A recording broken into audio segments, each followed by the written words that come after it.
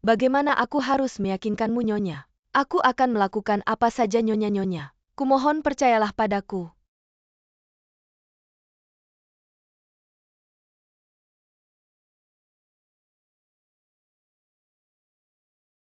Kamu ingin membuktikan kesucianmu ya? Potong wajahmu sendiri. Nyonya. Nyonya.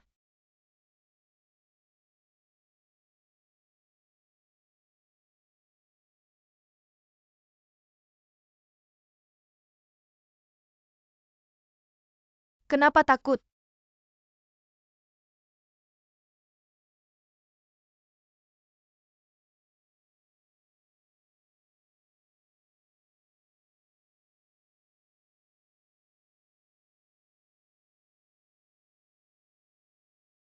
Hamba menghadap Nyonya Ru, semoga Nyonya sehat selalu. Kamu berdiri di samping.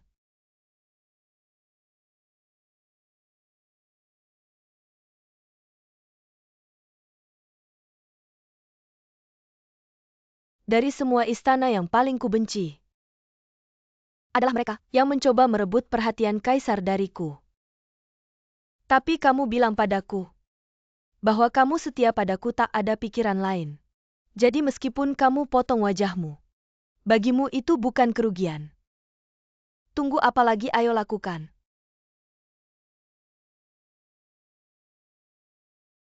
Waktu itu kamu memegang kipas, pertunjukanmu bagus. Kenapa sekarang malah ragu-ragu? Bermain peran sampai habis. Kalau mau aku percaya, potonglah.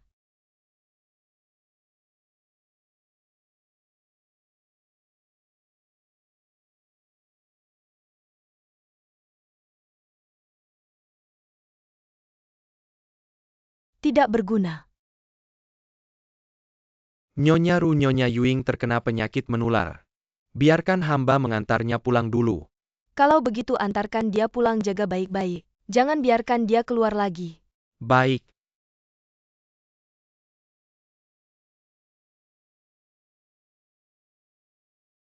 Kamu lihat semua keburukanku. Apa kamu senang melihatku menderita lagi?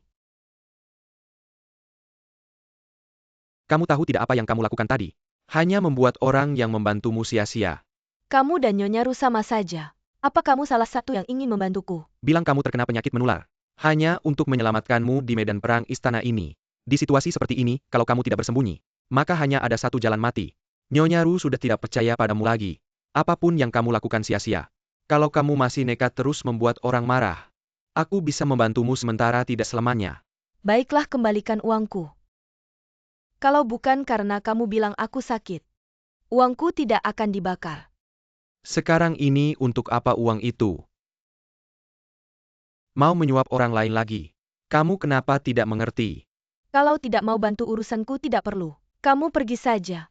Aku tidak ingin melihatmu lagi pergi.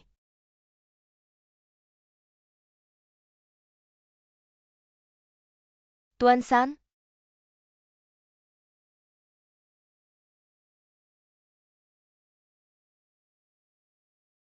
Selamat datang, Nyonya kecil. Aku membawa baju yang sudah dicuci.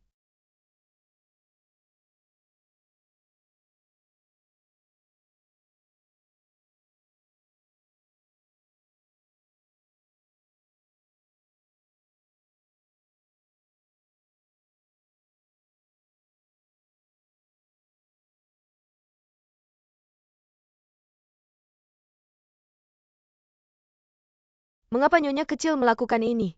Sekarang giliranmu, apa yang ingin kamu katakan padaku? Sebenarnya Tuan San melakukan ini dengan niat baik. Niat baik? Kalian para budak sudah tahu siapa Ercun sebenarnya. Menyuruhku keluar dari medan perang menyelamatkan nyawaku. Ucapanmu terdengar mulia, kata-kata yang begitu adil. Mengapa tidak menjelaskan semuanya pada Kaisar dan Permaisuri? Beritahu mereka siapa yang baik dan siapa yang jahat. Sungguh munafik. Di istana ada yang dilakukan dan ada yang tidak. Ini selalu menjadi cara kita bertahan hidup. Bolehkah aku bertanya, Nyonya kecil? Apakah kamu juga tidak berbeda di depan dan di belakang orang? Aku pura-pura bodoh, aku berpura-pura tolol. Aku ingin menjaga diri. Ini satu-satunya caraku. Hidup di istana naik turunnya kehidupan. Berubah-ubah tak terduga. Berapa banyak orang yang benar-benar bisa menjaga diri?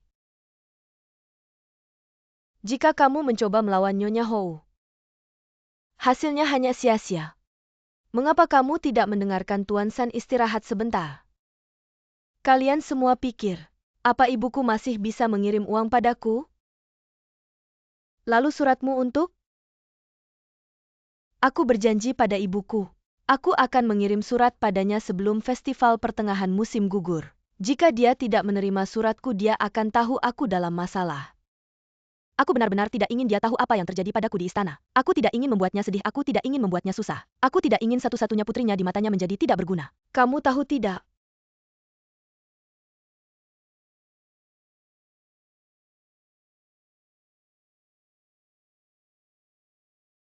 Kalau begitu biarkan Anqian yang menulis untukmu.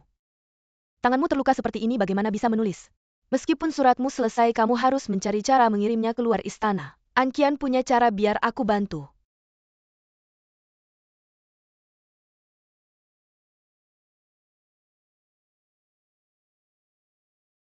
Kamu ngapain? Kamu melukai dirimu sendiri. Anqian, aku mohon. Bisakah kamu membantuku sekali lagi tolong?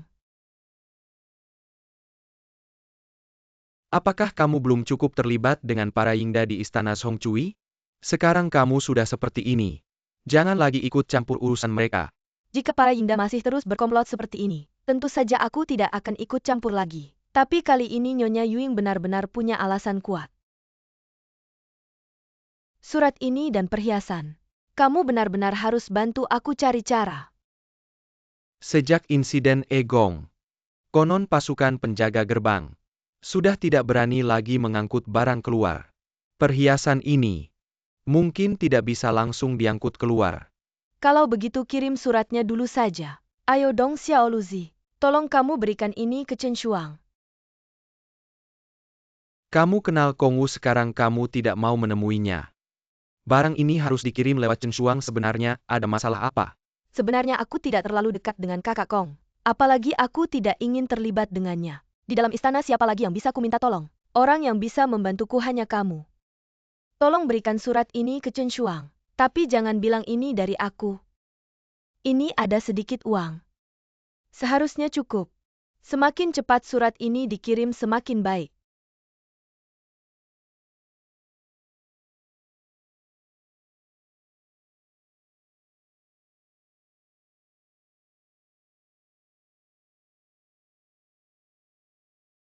Kamu gila ya, sekarang ini datang mencariku. Lagi minta tolong seperti ini ada maksud tersembunyi. Artinya kamu tidak percaya Kongwu ya? Bukan itu maksudku. Tapi kemarin aku minta kamu kirim barang itu. Salah satunya milik orang istana. Dia lihat sudah lama tidak ada uangnya. Malah curiga aku menilap uangnya. Lin Gong, kamu tidak mungkin sudah lupa semua ini kan? Sebelum meninggal Egong pernah berselisih dengan pasukan penjaga gerbang Shenwu. Anggap saja dia tidak tahu transaksi kita, tapi komandan bilang tidak akan lagi berbisnis pribadi. Sekarang situasi di luar sangat tegang. Barangnya sementara disimpan dulu, tidak usah bergerak. Prinsip ini kamu pasti paham kan? Ya, aku paham. Tapi Bao Chan tidak paham. Bao Chan adalah dayang kesayangan permaisuri. Dia selalu khawatir tentang maharnya di masa depan. Dia bilang kalau barang itu tidak terjual, lebih baik dikembalikan semua dalam keadaan utuh. Tenang saja.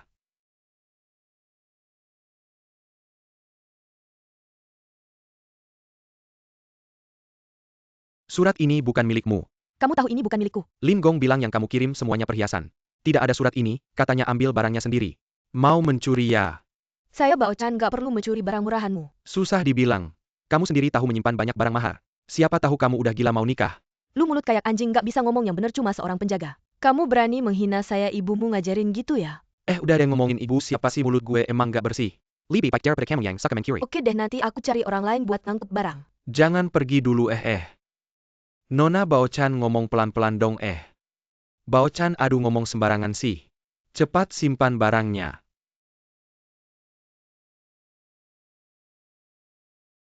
Aduh.